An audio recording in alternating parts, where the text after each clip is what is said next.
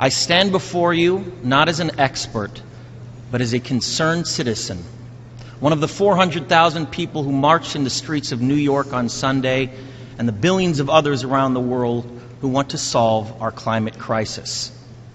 As an actor, I pretend for a living. I play fictitious characters, often solving fictitious problems. I believe that mankind has looked at climate change in that same way, as if it were a fiction, as if pretending that climate change wasn't real would somehow make it go away. But I think we all know better than that now. Every week we're seeing new and undeniable climate events, evidence that accelerated climate change is here right now. Our oceans are acidifying, with methane plumes rising up from the ocean floor. We are seeing extreme weather events and the West Antarctic and Greenland ice sheets melting at unprecedented rates, decades ahead of scientific projections. None of this is rhetoric, and none of it is hysteria. It is fact. The scientific community knows it, industry knows it, governments know it, even the United States military knows it. The chief of the U.S. Navy's Pacific Command, Admiral Samuel Locklear, recently said that climate change is our single greatest security threat. My friends, this body, perhaps more than any other gathering in human history, now faces this difficult but achievable task.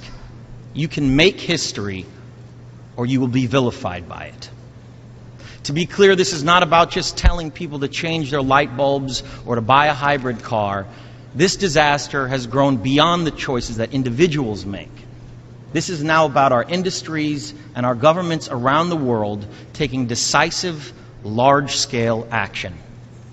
Now must be our moment for action. We need to put a price tag on carbon emissions and eliminate government subsidies for oil, coal, and gas companies. We need to end the free ride that industrial polluters have been given in the name of a free market economy.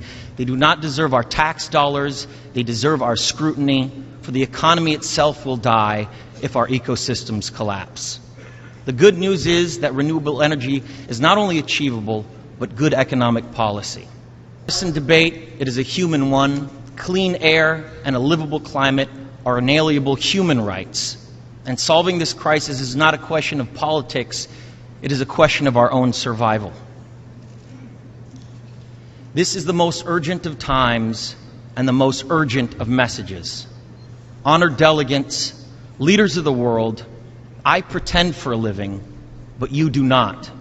The people made their voices heard on Sunday around the world, and the momentum will not stop. But now it is your turn. The time to answer humankind's greatest challenge is now. We beg of you to face it with courage and honesty. Thank you.